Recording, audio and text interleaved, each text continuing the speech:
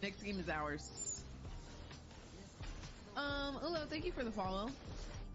All right, guys, that for sure is going to be my last one of the night. Thank you guys so much for watching. Remember guys, it's a new giveaway, but we only have 14 days to reach 300 downloads. We're at 36 right now, so we at least have a keyboard secured. Make sure you do exclamation point giveaway to join, and anybody internationally can win. Exclamation point giveaway in chat. Thank you guys so much for being here, and until tomorrow, I wish you guys nothing but W's in your games, bountiful LP, and the lowest ping you could ever imagine. Y'all have a good night. Bye bye. Bye bye.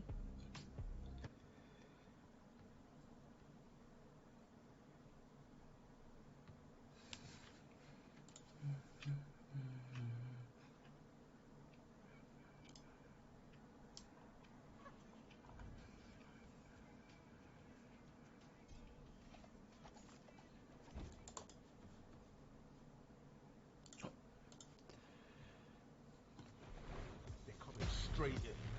Trust me, I've got nothing. I am the right them back.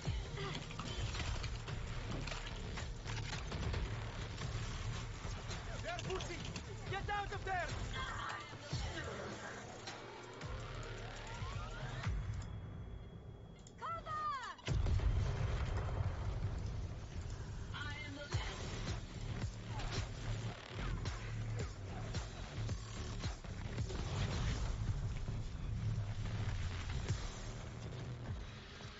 Damn time. Seriously? What's the move?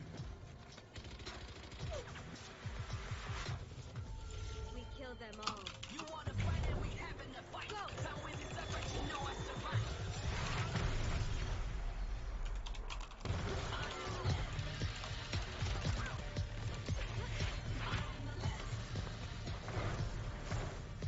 Where's the spike?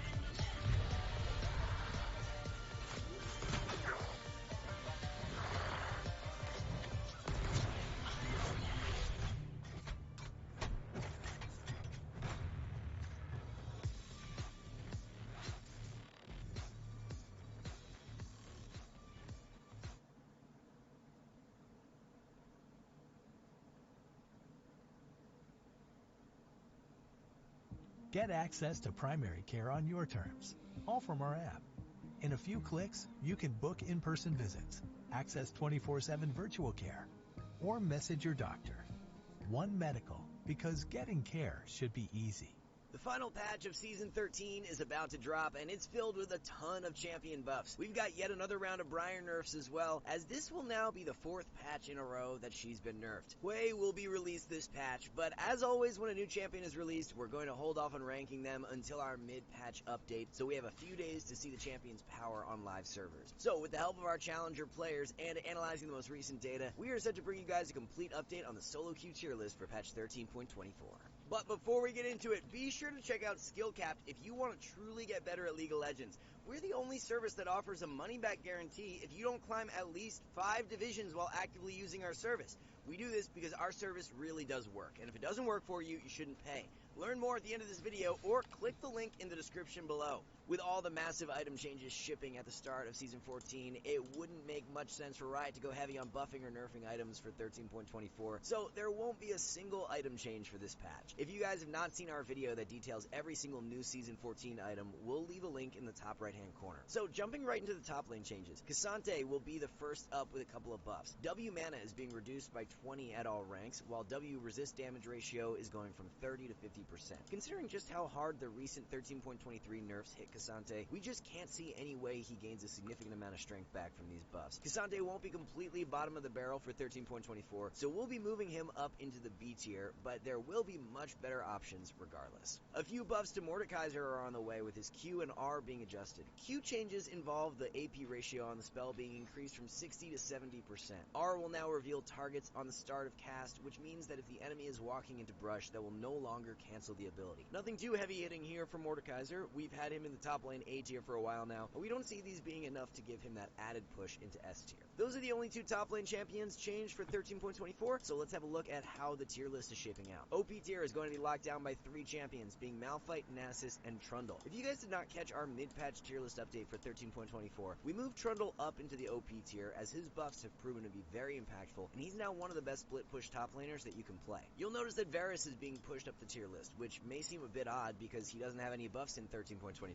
Well, it's actually a super wonky yet effective new tank build that has caught on, which involves rushing Radiant Virtue, and it's giving Varus top lane a ton of strength. We'll have a much more detailed breakdown on the pick in our OP builds video for this patch, so watch out for that one. A few of the best top lane bans for the current meta include Jax, Fiora, and Malphite. Trundle, Nasus, and Garen are 3 of the most optimal low elo top lane carries. Surely this will be the patch where Briar sees a significant decrease in strength. Like, come on now. 3 patches in a row of nerfs and Briar has remained a top tier jungle pick. So let's see what 13.24 has in store for us. Attack speed ratio is being increased from 0.644 to 0.669, so we're actually giving Briar a buff. To be fair, all the changes to follow are nerfs, and there are 5 of them. Base armor is dropping from 32 down to 30. Q damage takes a hit, going from 60 scaling to 200 to 60 scaling to 180.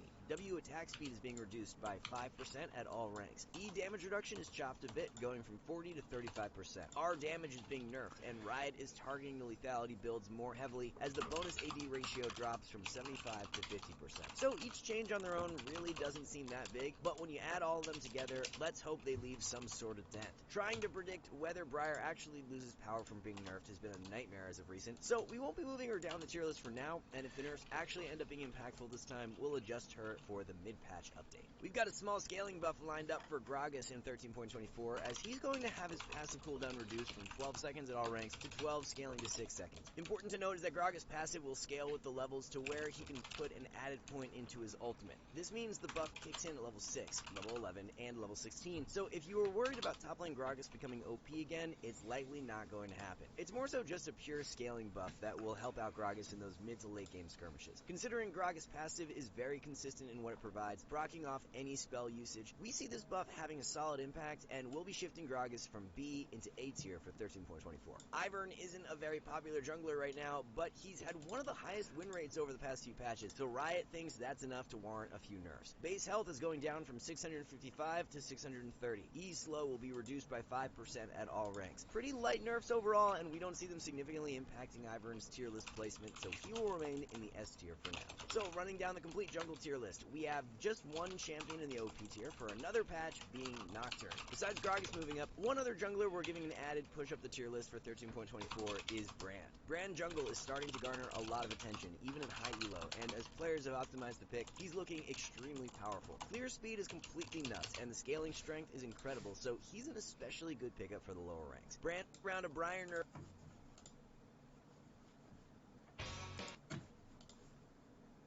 A couple years ago, I ended up in a motorcycle accident. I didn't have health insurance at the time, and now I have a plan that keeps me covered for $9 a month. All plans cover doctor visits, prescriptions, emergency care, and more. Healthcare.gov. Oppo Rancis is also...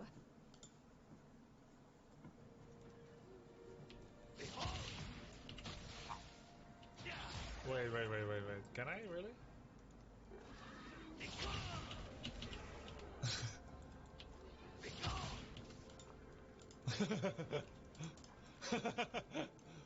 I mean, we got most of the other combos. Okay. Oh, the dash distance is really big, right? But why would I want to do it this way? RQQ? RQ guarantees they can't dodge the Q. Oh, okay. You upset my balance. So we're like this, and then...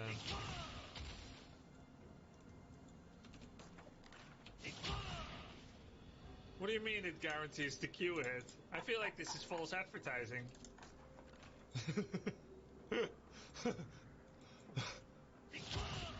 It's not guaranteed at all. They're stunned. Right, but you still have to aim. Not if you're dog shit. Okay. Well, make sure that you specify, so I know what's expected of me.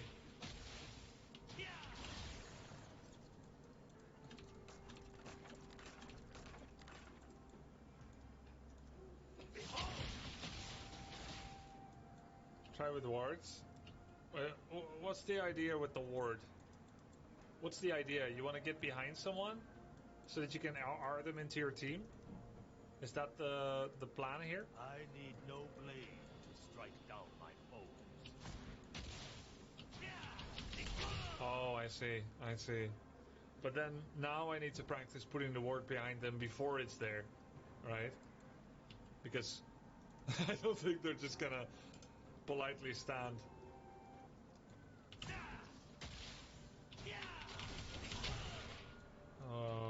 That's not as fast as it can be, probably, right? Not bad. I feel like it was a bit slow.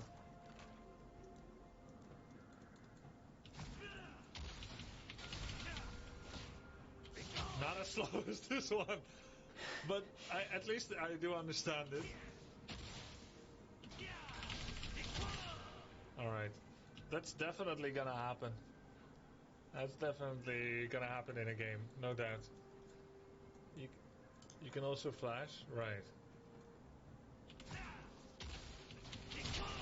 Alright. So we kind of understand some basic combos. We're going pretty deep into the nitty-gritty mechanics. It's harder with walls, yeah, for sure. Flash is a 5-minute cooldown, yeah. Your kick bumps people on the way, yeah. Yeah, cool. Okay, so, item builds. So, we're starting with a big item. Tiamat, attack damage. Wait, how does he scale? Just quick look. Physical damage, AP for shield, physical damage. He wants just... Correspondent Kimberly Halkett is standing by in Washington with more on that. But first, let's speak to Huda Abdelhamid. She's in Ramallah in the occupied West Bank. What can you tell us about today's raids, Huda?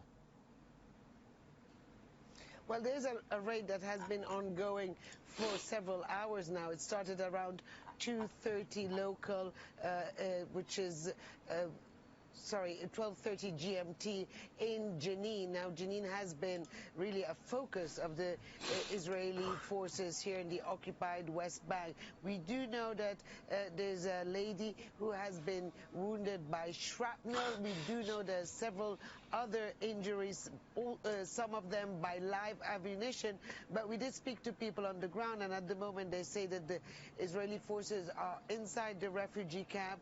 They were near a hospital there, and they could hear an exchange of gunfire. It's still a very fluid situation, and it's ongoing at the moment. All right, let's thank Huda Abdelhamid for now. I think we're going to come back to you in a moment, Huda, but let's take this to our White House correspondent, Kimberly Halkett, standing by live for us in Washington. And Kimberly, let's start with this issue of U.S. sanctions. Are they targeting settler groups or individuals? Because as we know, settlement activity under international law, according to UN experts, any transfer of population, that's illegal, they say. And as a result, the U.S. president has promised to hold those individuals and groups to account. And so what we know is weeks ago, the U.S. president tasked some of his top secretaries to look at policies that they could use, because there was a feeling within the Biden administration that the Israeli government simply was not serious about holding Israeli settlers to account for the violent acts they were committing against Palestinians. And now what we understand is that announcement about that policy is imminent, that the Biden administration is on the cusp of making the announcement that it will be putting in place a travel ban that will, in effect, prevent settlers who have committed violent acts. We understand it will be several dozen. This is the news in brief from the United Nations. The UN World Food Programme, WFP, said on Tuesday that it was being forced to pause the distribution of food aid to needy families in northern areas of Yemen under the control of authorities in and around the capital, Sana'a. The region's been under the control of opposition Houthi forces since internationally recognized government forces were driven out of the city in 2015. WFP said that despite negotiating with the authorities for nearly a year to provide a more limited aid program that would reach around 6.5 million in need versus the current 9.5 million, no agreement has been reached. The scaled-down program would match available resources to the neediest families, said WFP, adding that ending distribution for now was a difficult decision that had been reached in consultation. So now it's my great personal pleasure and honor to invite His Excellency Secretary General Antonio Guterres to take the floor. You have the floor, sir. Excellencies, dear friends, the eyes of the world are on Dubai, and this Global Climate Action Summit is a reminder of what's at stake at COP28. And we are tracking tonight, among other stories, our lead story is the largest law enforcement scandal to hit the Republican Party's new House Speaker, Mike Johnson. And I'm going to say it very directly. You know, when we do the news around here, we try to start with the direct, simple, clear facts. The new Republican Speaker is taking a hard public stance against police. Full stop. Period. The new Speaker admitting that he wants to hide evidence from the Justice Department in its pursuit of trespassers, rioters, and insurrectionists who attacked police and stormed the Capitol, of course, Speaker Johnson's workplace, on January 6th. This is new. You may say, oh, Jan 6 back in the news again. Well, this is the current Republican Speaker who is saying and doing things and using his power on this issue. That's why it's the news tonight. And you're about to see exactly what the new Republican Speaker said. But I'll tell you up front, for context, it is rare to hear a high government official take such an anti-police stance, to admit in public his intent, what he says is his intent, his motivation, his goal to hide evidence of possibly alleged crimes, depending on which people you're about to see, but to hide the evidence of these anti-police crimes from the DOJ itself. That's what Johnson is doing. And the reason he's making these remarks is his effort to continue the past Speaker's project, what Kevin McCarthy and Tucker Carlson and others had cooked up, which was the idea that if they released enough random extra videos from January 6th, it might somehow, some way feed conspiracy theories or attempts to minimize what is now a convicted sedition that occurred that day. Here is how Johnson explained why they're trying to hide the faces on video of those potential defendants. For being here today, I think Prime Minister Netanyahu probably said it the best. This truly is a battle between good versus evil, light versus darkness, civilization versus barbarism. And the idea that this is happening on college campuses, university campuses across this land is unconscionable to us. This anti-Semitism has become all too common. It's turning to violence in some of these places. And the idea that university administrators would not speak out, would not take care of this problem is just beyond comprehension. You heard the harrowing tales of these students. We're going through a methodical process of releasing them as quickly as we can. As you know, we have to blur some of the faces of persons who participated in the events of that day because we don't want them to be retaliated against and to be charged by the DOJ and to have other laughing and smiling. GOP House speakers laughing and smiling. You know that the GOP are coming for the insurrectionists.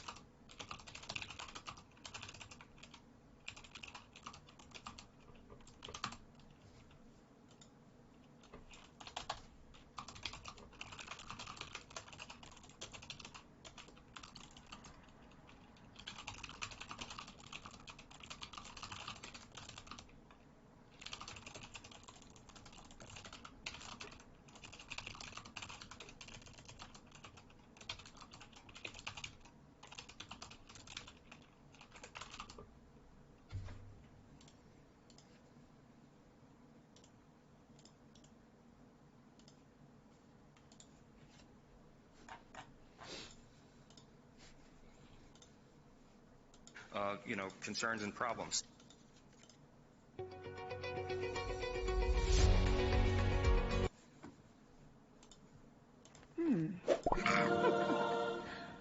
Bro, skip. Tonight, among other stories, our lead story is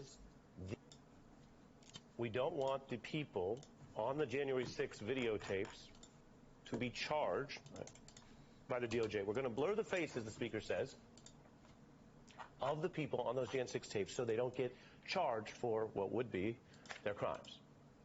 Now, the beginning of that quote, as you saw there, was the speaker making some other remarks that day, and then this is the news he made. Speaker Johnson referencing interfering with potential criminal investigations by a federal law enforcement agency and vowing to use his power and his access to what is potential evidence to hide those would-be fugitives. Now, how do you know this scandal tonight is already hurting Johnson, a conservative Trump ally who's gone out of his way to emphasize what would be this potential interference with an open DOJ probe? Well, in typical Washington fashion, we already have an update to the story, which is, after making that statement that I just showed you, Johnson aides are now trying to minimize what he said. They're admitting, in a way, that the words were political pandering because the DOJ does already have those tapes. They've been trying and convicting those trespassers and seditionists for years now. So Johnson's team is now saying, quote, the Department of Justice already has access to raw footage from January 6th, end quote, meaning that what he said, don't really take it seriously, or he wouldn't really interfere with the blurring, wouldn't be to interfere with the DOJ. But let me be clear, that statement goes to the prosecutor's evidence. They have the raw tapes, not to Speaker Johnson's apparently anti-police motive, that he would hide fugitives, which is what he said. We're going through a methodical process of releasing them as quickly as we can. As you know, we have to blur some of the faces of persons who participated in the events of that day because we don't want them to be retaliated against and to be charged by the DOJ and to have other concerns and problems. Those people broke into the Capitol, attacked police. Many officers, several officers, as you know, were brutally attacked. Some later died by suicide in the days after. Insurrections. And Johnson says quite blithely, quite passively, just, we don't want them to be charged for attacking police or storming the Capitol. We don't want to help the investigation. Indeed, blurring it as if he would hide it from the DOJ, which, again, to be as fair and precise as possible, his office is now walking back that part. And we've all seen police trying to fend off that mob of rioters. That's why there were so many crimes charged. Some are already serving jail time. But now the House Speaker says he doesn't want them charged by DOJ, likening that potential justice process to what he calls, quote, retaliation. You can imagine the many different responses to this. One Boston Globe columnist noting law and order, not for these guys. Blue lives only mattered when they were policing black ones. Apparently blue lives also don't matter if it's just Trump people doing the attacking. When we turn to the January 6th committee leader who actually led the House probe into those crimes and who, Nicole and I were just discussing this earlier, Liz Cheney took a very different approach than Speaker Mike Johnson, who is out there now saying he basically doesn't want the people who broke into his own workplace to face any justice. This is the next level of thuggery coming out of the House Speaker's office. Cheney is a contrast, and she is saying this. Mike Johnson has continued to claim that he's for transparency, that he's releasing the videos from that day. He ought to release them. He is suggesting, every day that goes by, this suggestion that somehow he's going to release something that will change what happened that day, that will change the facts. And there is nothing that will change that violent assault. So I call on him to release them. Do it now. Cheney, who knows all about these issues from, of course, the Jan 6 committee, basically saying she calls his bluff, that this is about propaganda. They don't want to catch the dog. The dog doesn't want to catch the car, right? The car is just all the evidence, and they want to act like there's some secret thing that's later going to drop out of the sky and somehow undercut what happened. In her book, she writes about the surprise at Johnson's conduct to overturn the election, that he was susceptible to flattery from Trump. When I confronted him with flaws in his legal arguments, Johnson would concede or say, well, we just need to do this one last thing for Trump. She also says that he misled Republicans with bait and switch arguments to get them to sign on to one of those briefs, former congresswoman, also warning that a Trump second term would be worse with someone like this current House Speaker. You know, if Donald Trump is elected again, we really don't have to worry because the institutions of our government will prevent, you know, the worst that he will attempt to do. That nothing could be further from the truth, because those Republicans, you know, a House with Republicans like Mike Johnson, a Senate with people like Josh Hawley and Mike Lee, they won't stand up to him. They won't stand up to him.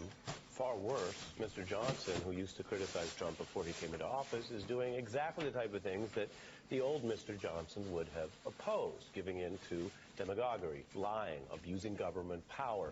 And in this case today, if you take his office's walkback statement at their word, their best version of a defense is, don't believe what the Republican speaker says, doesn't really matter, wasn't really trying to hide evidence from DOJ, because what he says is just for political pandering purposes.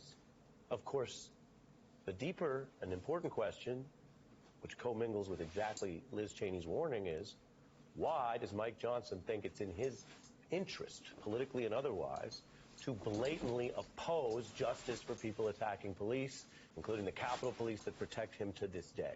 There are more people, Republicans, Democrats, Independents, who we have to make sure they understand he's not a choice. He's not an option. He's not fit for this office. And I think that those are the people who are listening. Those are people we have to mobilize and motivate to stand against the danger that he presents. Donald Trump is not an acceptable alternative. He is not the lesser of two evils. He is a completely unfit man for office. He's already shown us what he would do, and he can never be near the Oval Office again.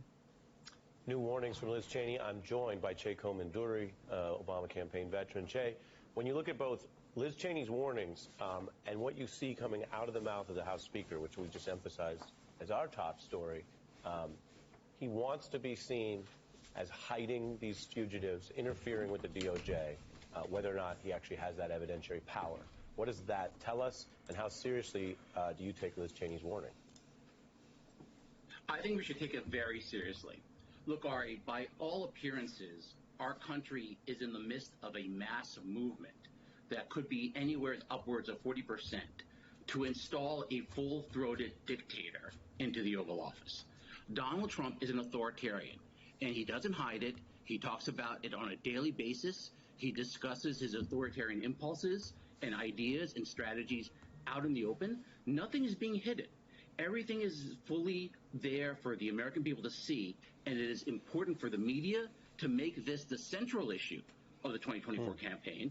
It is important for Democrats to make this the central issue of the 2024 campaign.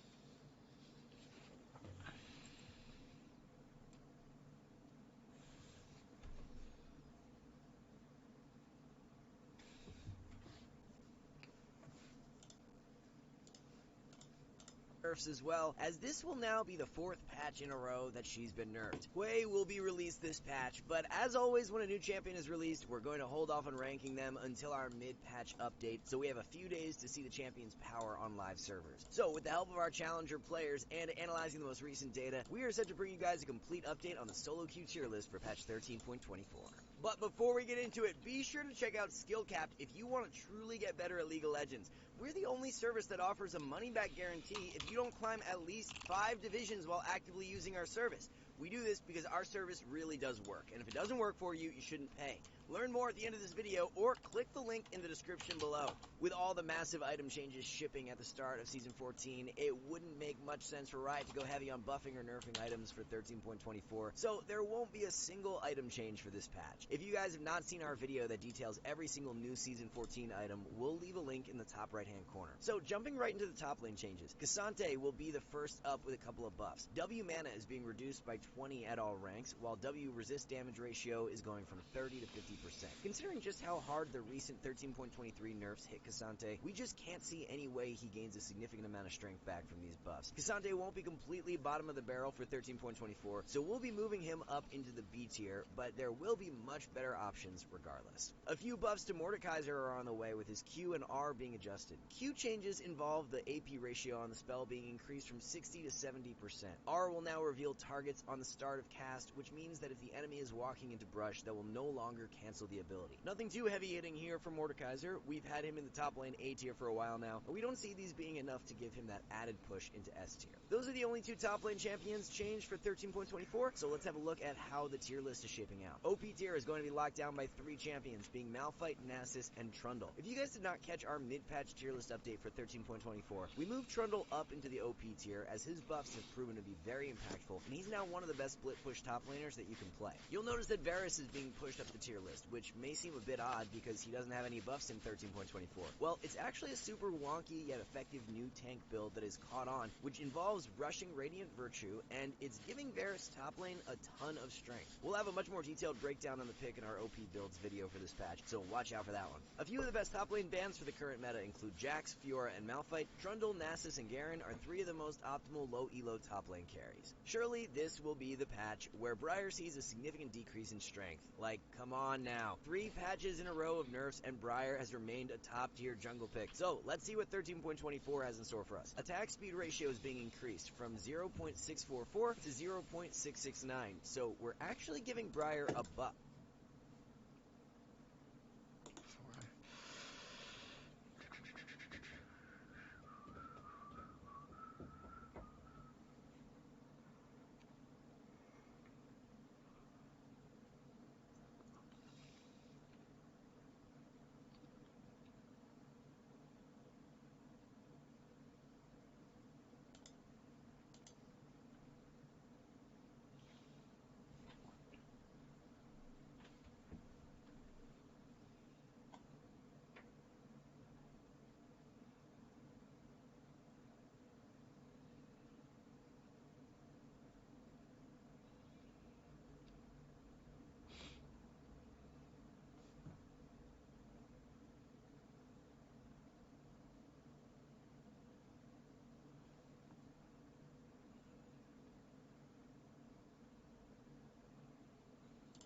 So I worked at Blizzard for 7 years. I worked on everything from World of Warcraft Vanilla all the way to Overwatch.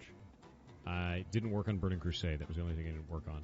My dad worked there for 23 years. He was a cinematic editor. So he was the director of cinematics, technically. But any cutscene, any cinematic you ever saw, he worked on it. Every single one of them. I quit Blizzard because it sucked, dude. I quit Blizzard because it sucked. They paid me 36% of industry standard for my job. The working conditions were terrible.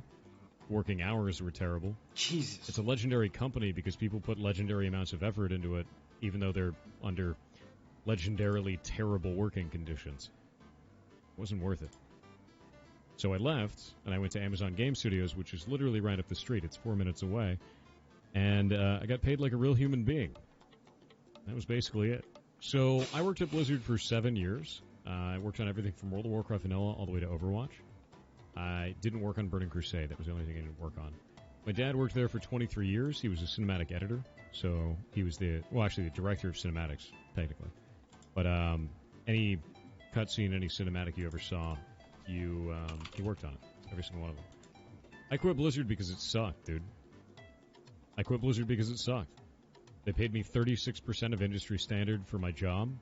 The working conditions were terrible. Working hours were terrible. It's a legendary company because people put legendary amounts of effort into it, even though they're under legendarily terrible working conditions. It wasn't worth it. So I left, and I went to Amazon Game Studios, which is literally right up the street. It's 4 minutes away. And I got paid like a real human being. That was basically it. Hey. Pirate software. Hold on. Oh. If you ever feel like you're part of a team and you're working on something and you're experiencing burnout, that burnout is usually caused by you not feeling like you're making an impact. If you can't see the results of your work, or you're surrounded by people that don't care about the work, that kind of behavior is infectious. If they all don't care, it's going to be hard for you to care. You're going to experience burnout immediately. You need to be able to see the effect of your work. My favorite time when I was at Blizzard was BlizzCon. Every single one of the employees that you see that's helping someone in line and all that stuff, that's BlizzCon QA that are helping you get in line to go play Diablo. And it felt awesome because I could actually see the looks on their faces going to play the game that I had been working on. So if you have burnout, make sure that you can see the impact of your work. If you ever feel like you're part of went back to the doctor, doctor's like, hey, sometimes in your early 30s, your voice can change as a man, and it's effectively second puberty. This is what I used to sound like. That's what I used to look like to this 5 years ago. Wait for this. This is awful. My hot dogs are freshly picked. I'm going to have to peel it. I'm going to have to peel my hot dog. Yeah, that was it, dude. Every good hot dog needs to be peeled. Went back to the doctor. Doctor's like, hey, sometimes in your early 30s, your voice can change as a man, and it's effectively second puberty. This is what I used to sound like. That's what I used to look like to this 5 years ago. Wait for this. This is awful. My hot dogs are freshly picked. I'm going to have to peel it. I'm going to have to peel my hot dog. Yeah, that was it, dude. Every good hot dog needs to be peeled.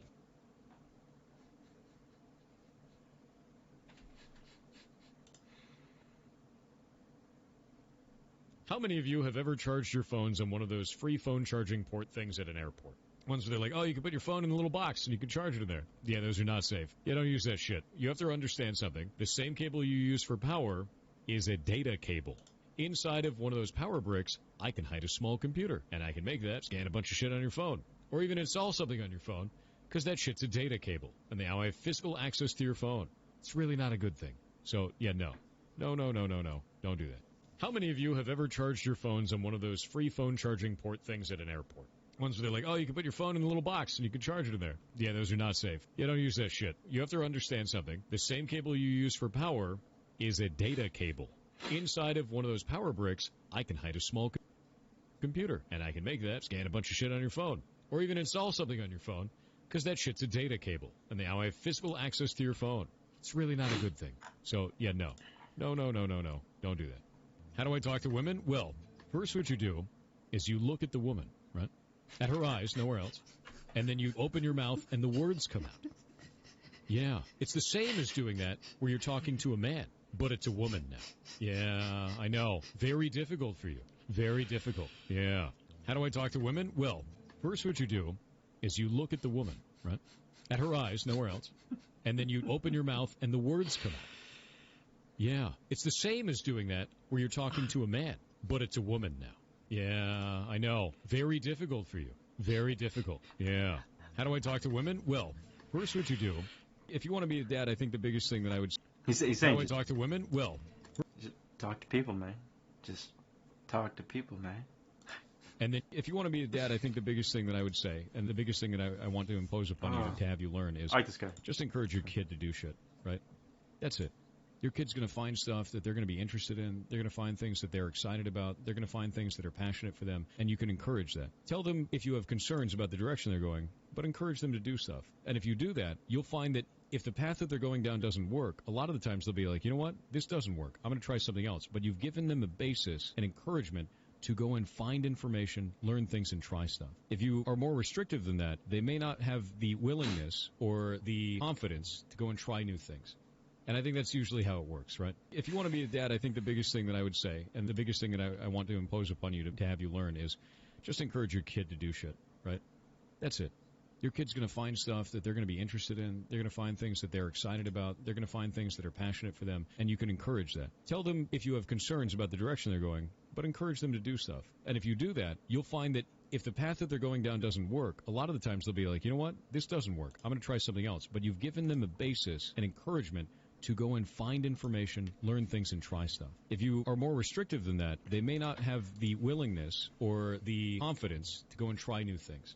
And I think that's usually how it works, right? If you want to be a dad, I think the biggest thing that I would say, I'm going to be real with you, and this is, if you want to, how do I talk to women? Well, can you just play? Oh, he's running on the same. That's hilarious.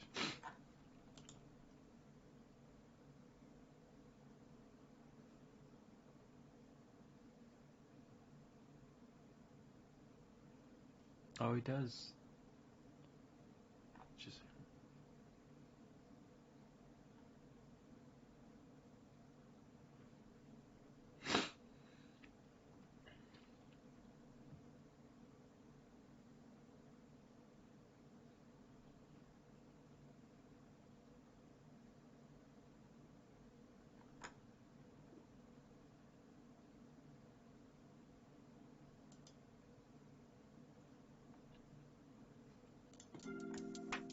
What? Reese's Big Cup with caramel? Or caramel? Is it caramel? Caramel? Caramel? I don't know. Anyway, however you say it. Just say it and then eat it. Hey, it's Ryan Reynolds, owner of Mint Mobile. It's the holidays and the big wireless companies are busy spending billions on advertising. At Mint, we're not into wasting money, so we bought this spiffy stock footage for $500. Our footage also... The fridgening is upon us. Don't leave the fridge open? No, leave it open, dude. I need to breathe. I'm in the fridge. I'm live. Why, hello. Can the fridge people see me now? 8-Bit Dylan. Am I fridge viewable? Hello, fridge people, if you're there. What's up? So, for all you new guys, my name is Thor. I make video games. Been in the gaming industry for 18 years. Used to work at Blizzard Entertainment. Worked on everything from World of Warcraft Vanilla all the way until Overwatch, except for Burning Crusade, because I left for a while. And then I left and I worked at Amazon Game Studio on the Lumberyard game engine. And then I left that and I hacked power plants for the federal government. So I was a pen tester working at the DOE. And then I quit because I didn't like having my hair cut short. And I started my own indie studio called Pirate Software. Now I make games on the internet, and this is what I've done full-time for the last 5 years. I just make games, and I build stuff on Twitch, and that's it. That's all I've been doing. So one of the things I wanted to talk to you guys about immensely on here, the biggest thing of all, is our studio wouldn't exist without Twitch. Hands down. It wouldn't. What we're doing would not be possible without Twitch in any respect. Over the last year, we've finally gotten our own categories. We have software and game development as a category now, which is really, really cool. But on top of that, it's shown that so many different people can come in here and make their own games, which is something that they didn't think they would be able to do. So I'm going to show you something. I put together a website called develop.games. How many of you guys out there ever wanted to make a game? And you were just like, I can't do this. I'm not a good programmer. I'm not a good artist. I'm not a good musician. I don't have the ability to do this thing that I want to do. I don't have the technical knowledge on how to make a game that I need in order to do this. You have to be this high to ride the ride, right? It's not a thing. So we're going to go into this for a little bit. But the first thing is, what skills do you need? None. You don't need to know anything. You could be bad at everything, and it's totally fine. So let's go into a few of these. You don't need to be an amazing artist. Thomas Was Alone is a really, really good example of this. Really, really good example of this. Thomas Was Alone is a game about rectangles. And it's going to make you cry. It's one of the most deeply moving stories you've ever... Oh, my God. Did you just give... How many is that? Barely Mod Mother. What is this? Hey, Pirate Software, you inspire many with your talent and wit. We wanted to give you something that would fit. 20 gifted subs, dude. What a boss. Thank you very much. Holy moly, dude. 20 gifted subs. What a mad lad. Now we're going to see the dog for him. Let him go. It's Baron. He's here. I'm going to pause it for a moment. We have so little time. Thank you very much. Seriously, that is a lot. That is a lot of subs, dude. You're amazing. Honestly. Thank you for making this possible, man. So, as I was saying, Thomas Was Alone is a game about rectangles that'll make you cry. You could have very little artistic ability to make this game. You could absolutely make this game. It's all rectangles, even the particle effects. Let's look at this. Look at this. It's all particle effects. They're rectangles. The objects are rectangles, and there's triangles in there. You can do this. It's programmer art. Nothing is stopping you from making this game. You go, oh, well, they had really cool lighting in that. Maybe I can't do that. What about Suits of Business RPG? What about this? What about Suits of Business RPG? This whole game is drawn in pencil and scanned into a computer, and then you play it. All of it is hand-drawn. The entire game. What's stopping you from making this? Nothing. The only thing that would stop you from making a game like this is fear that someone would look at your art and go, that's not good enough. But Suits of Business RPG exists. And it's done really well. People like it. 89% positive. It's actually doing great. Thomas Was Alone is sitting at 93% positive. That one's doing great. Let's go to West of Loathing. How many of you guys have ever played Kingdom of Loathing? Old web browser game. Love this game. Love the hell out of it. Very funny. Very silly. Good stuff. Stick figures. The whole thing is stick figures. It doesn't need to be God's gift to graphics. It just needs to be fun. That's it. That's all you have to do. So you look at this and you go, okay, well, maybe I don't need to be an artist then. Maybe I could just make something funny, like throw dynamite at a cow. That's fine. I could do that. I could do this. I can make make this kind of stuff happen. We got Nepenthe here, too. This was actually made by one of our community members. And this one was all scanned into a computer as well, like Suits of Business RPG, but it was done with colored pencil. Look at this. Playable game. Something you can pick up on Steam. Nepenthe. This stuff is awesome. And it doesn't have to be perfect. It just has to be yours. And then you get better at it. You get better at it. You get better at it. You make cooler and cooler stuff. So you go, okay, well, I could do the art then. If that's the bar standard, I could do the art then. But I can't do the music. But you can. Let's go pull this up. We're going to pull up Hidden Folks. Let's go pull up Hidden Folks real quick, and I'm going to stop our stream music. By the way, all this music here on stream is from our game Heartbound. We have 100 songs in the OST. It's bananas. It's going to be loud for a moment. Oh, got it. Listen to this.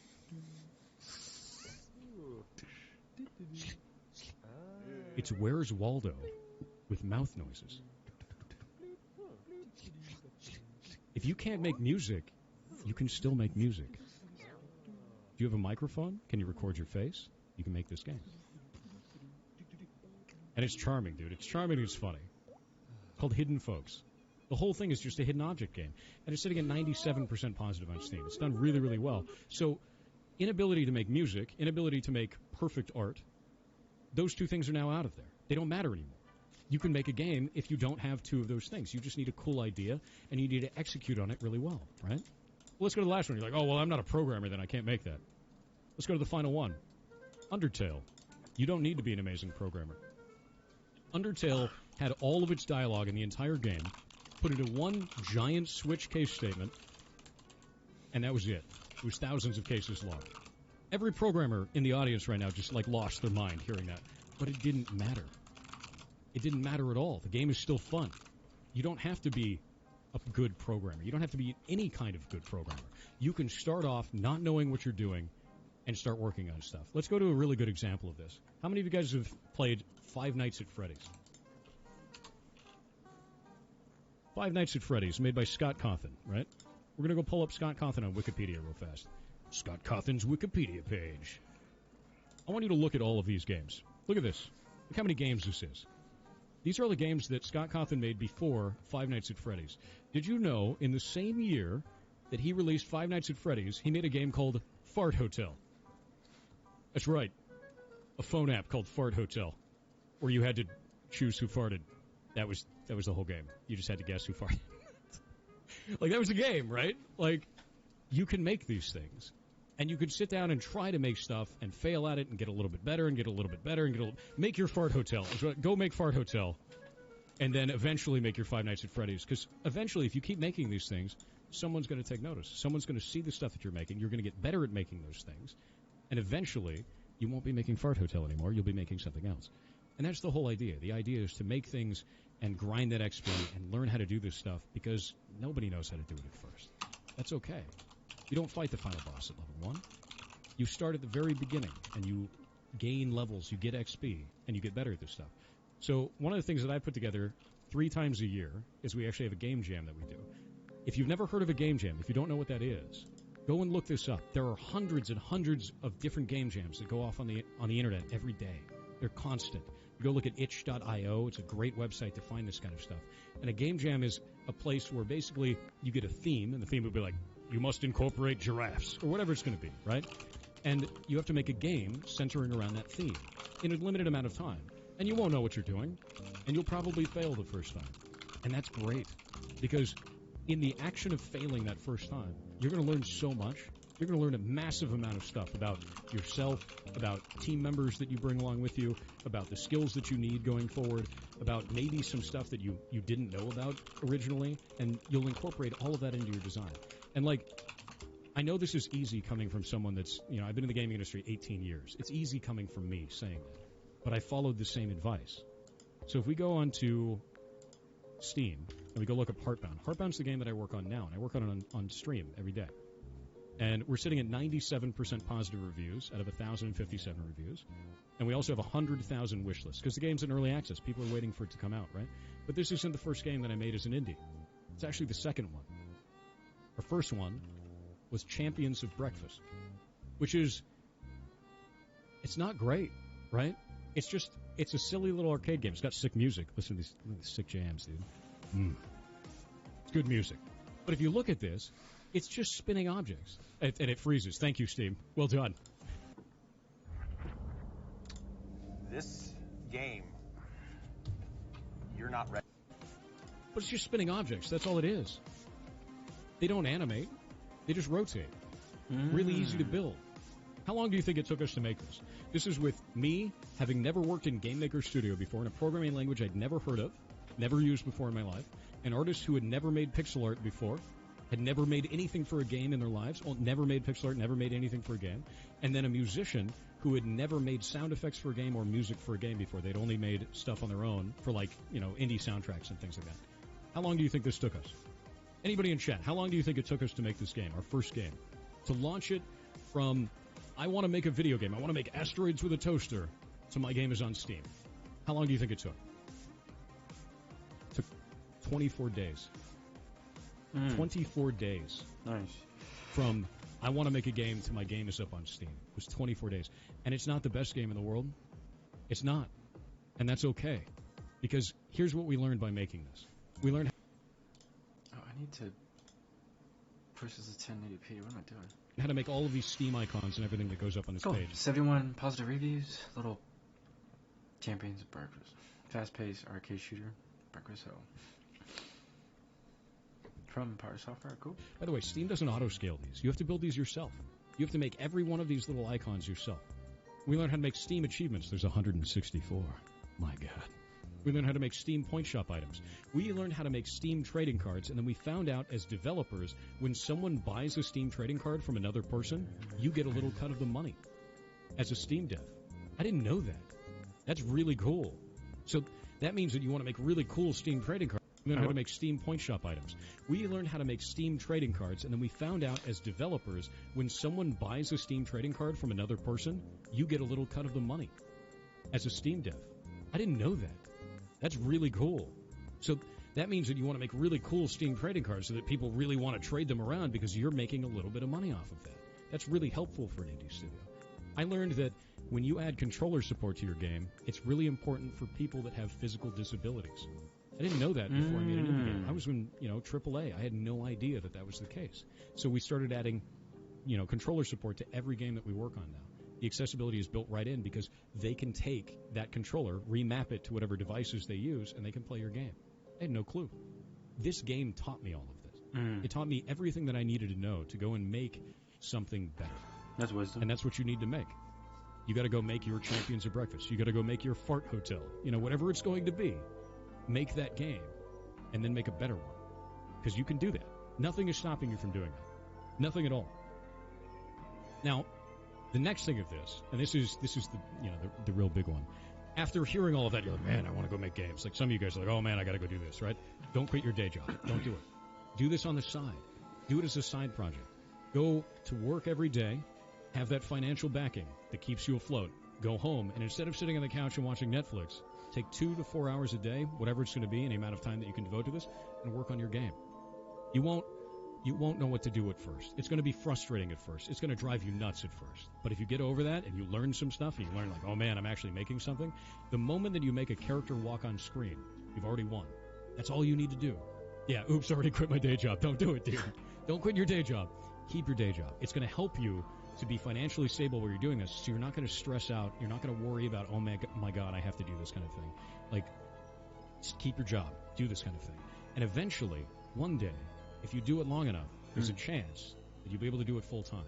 Not everyone gets to it, but you have the chance. And the more that you do this, the more that you plan for it, the more that you get better at this, the more small games that you release, the more game jams that you're a part of, the higher that chance gets. That's the only way. Plan on your future by doing this. Invest in yourself by learning these skills. It's the whole point of this.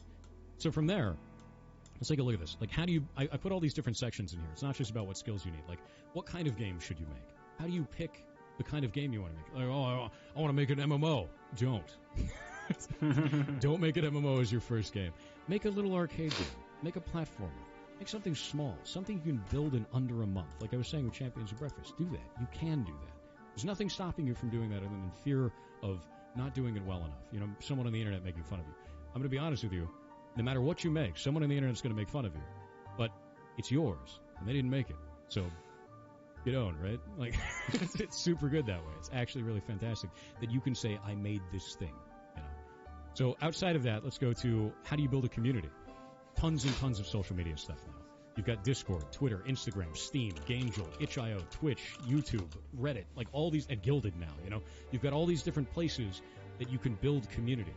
Every time I go live on Twitch, I announce it on Twitter and Discord. Every time I make something in Heartbound and we release a new patch, it goes on every one of our social media sites.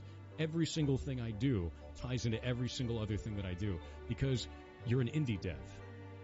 No one is shouting from the top of the mountain for you.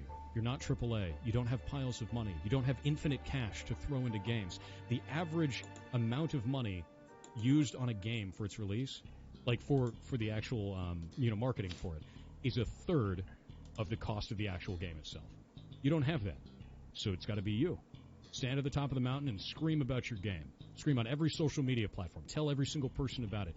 Go into your comments on, social media and actually respond to people. Tell everyone, what did you feel about the game? What did you think about the game? Get that feedback and don't get weird about it. Don't get mad about it. Accept it and then change yourself as a developer to get better. There's tons of times where people have come to me and they're like, your game sucks, right? I'm like, well, why does it suck? And then they tell me and I'm like, you're right. My game does suck. I'm going to go fix that.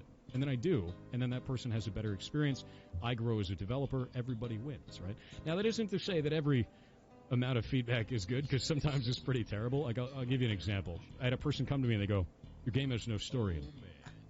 And I'm like, what do you mean? What do you mean my game has no story in it, right? But the whole game is story. It's a narrative RPG, right? You're fighting monsters and talking. It's 99% of the whole thing. And they go, and I talk to them like 20 minutes. It's like 20 minutes back and forth with this person. And then they finally go, well, I don't like reading, so I skipped it. I don't like reading, so I skipped it. Damn it. So not all feedback is good. Sometimes it's, sometimes it's like that. But you should always listen. I think that's the biggest thing. It's not all feedback is good, but all feedback matters. You could get that from someone to go, wow, that's an interesting take. Thank you. But at least you heard them out, because it could have been something important. There were other times where people gave me feedback and they're like, this area of the game feels terrible. The developer is clearly just pandering for time so that I can't refund the game. Really spicy take, right? In reality, it was a maze that had like shadow all over it, and you had to like find your way through the maze. And objectively, it sucked. It wasn't fun, so I got rid of it. Bad reviews disappeared. Everybody was happy. I learned something about player experience and valuing the time of the players a little bit more, and not putting those types of mazes into the game because they just aren't fun. It's just filler. What's the point, right? So learn something from your players, always, 100%. Some people only understand environmental storytelling or cutscene. It's true. The funny thing is all of it is cutscenes. It's just dialogue, because we're an indie. I can't afford like 10,000 lines of voiceover. We've already got it translated into 6 languages. Like it's out there in a bunch of them, but like, dude, voiceover that's something else. That's really expensive. So anyway, tools. People fight about this all the time. What's the best engine? What's the best engine? I'm only going to use Game Maker Studio. I'm only going to use Unity. Whatever engine you want to use is the best engine, based on the type of game you're making. Different engines have different skills and abilities, that make them better suited for different types of games. Let's take a look at Risk of Rain. How many of you guys have played Risk of Rain or Risk of Rain 2? Let's go take a look at this. This game is sick. I love this game. Risk of Rain is an awesome game. It was made in Game Maker Studio and MS Paint. It's not a joke. They literally used MS Paint to make this game. It's phenomenal, frankly. It's a fantastic game. And he used MS Paint. Your tools don't matter. Whatever works for you is what matters. Whatever works for you, whatever works for your workflow. It doesn't matter if it costs a lot of money. It doesn't matter if it's free. None of that matters. The only thing that matters is that it gets out of the way and allows you to make the kind of game you're trying to make. So Game Maker Studio is really, really good at making 2D games. It's not very good at 3D. Godot is really good at 2D and 3D games. Unity is really good at 3D stuff, but it's not as good for 2D games. And then there's financial stuff on top of it.